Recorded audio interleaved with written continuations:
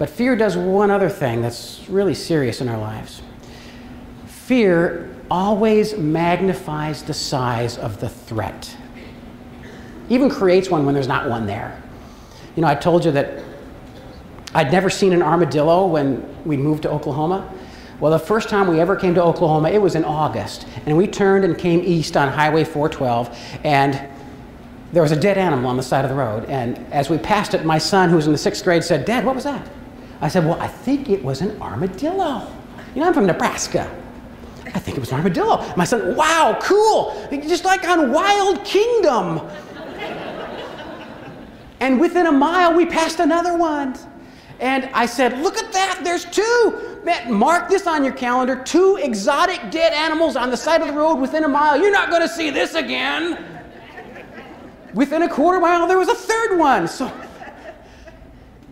I did what any Nebraskan would do. I pulled over. We all got out to look at it. My son took a picture.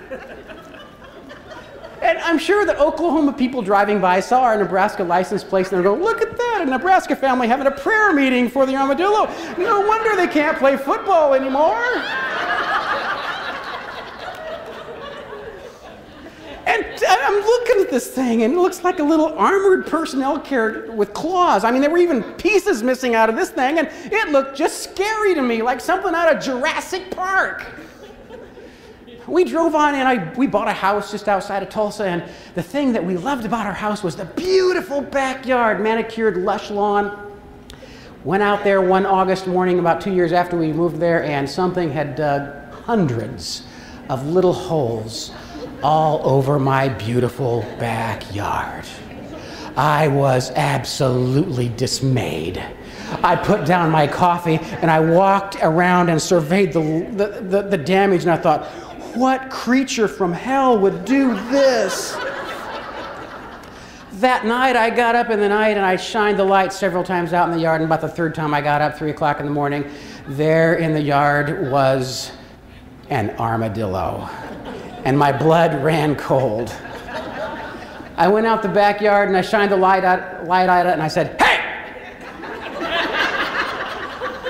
And it just looked at me and went back to digging holes. Now, folks, where I'm from, if something isn't afraid of you, it means it thinks it can take you. So I got a little closer and I stomped my feet and I said, "Hey!" And it looked up and it turned and ambled off, and I realized, you know, it isn't leaving because it's afraid of me. It's leaving because it's annoyed by me. So that weekend, we went to see my mom up in Iowa. My stepdad had built me a trap to catch the armadillo, a live trap to catch the armadillo. And I brought it home. We got home it was dark, and my wife went into town to get milk, and I went out in the backyard and I'm setting this trap, and I hear a noise and I peer through the darkness to my right, and there is the very creature I'm setting the trap for, and he's just standing there looking at me like, "What are you doing?" So I stand up and I back into the house, and I got goosebumps all over. I'm backing into the house and I go get my son. I said, "Come hold the light. The armadillo's in the yard right now and I'm just going to shoot it." And my son goes, "All right, Dad, let's do this, let's do this." And so we go out in the backyard, and he sweeps the light across the backyard, and the armadillo's still there. It's about 40 feet away. I raise up the rifle, and I fire, and I hit the armadillo right where I was aiming for. And in that moment, something absolutely terrifying happened.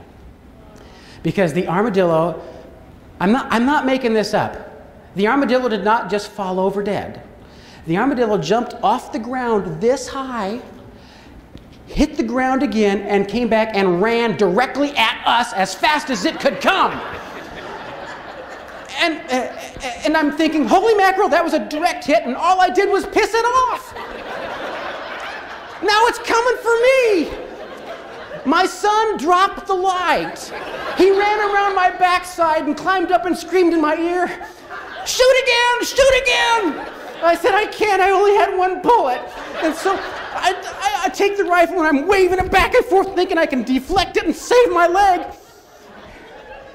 And then it gets quiet.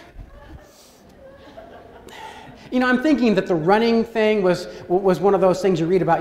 Go toward the light. I don't know.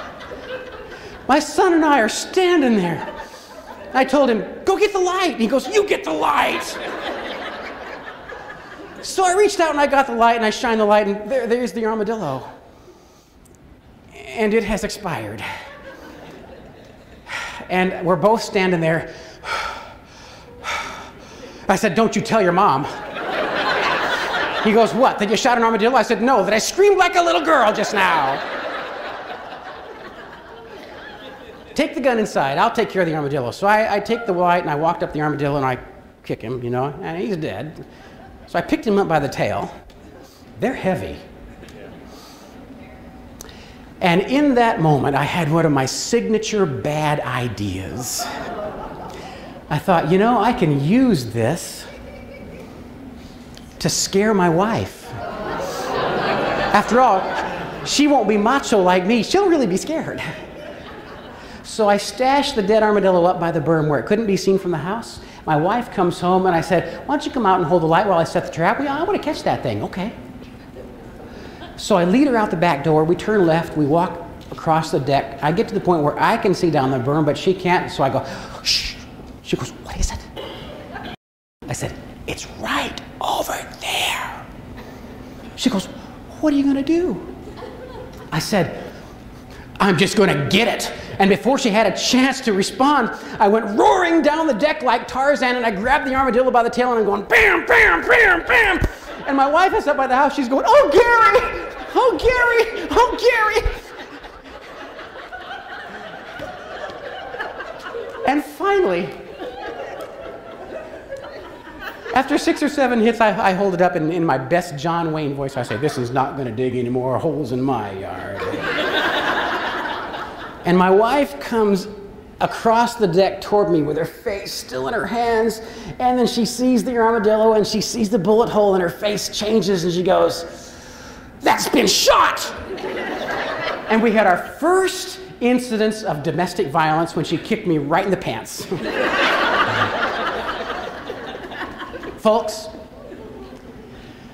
I now know that armadillos are among the most docile and maybe stupid creatures in Oklahoma.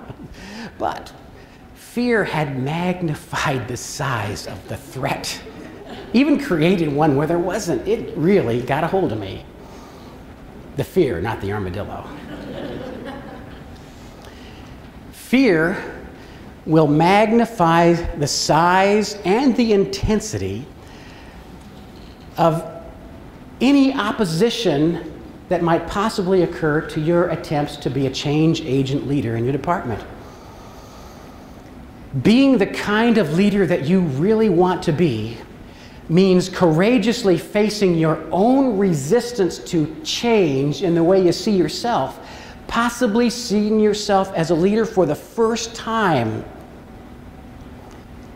You know, no one's going to see you as a leader until you see yourself as one. And the biggest obstacle to you becoming the kind of leader that you want to be is you.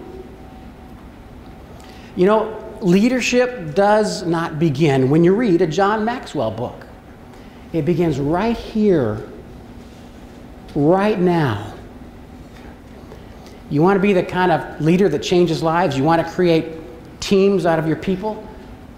You want to create high morale, motivation, and productivity in tough times? Be the leader that gives your people purpose, mission, and vision. Model the attitudes that you want them to have and inspire them with a vision for how good it can be to be a part of a team instead of a cog in a machine. You know, some of you will leave here today and you will have to keep the fire engines clean. And some of you will have to make sure that the cooking schedule gets posted. And some of you will have to make sure the equipment gets put away. But you can all leave here and fight fires as a team. And I hope that you do. Thank you so much for letting me be with you this afternoon.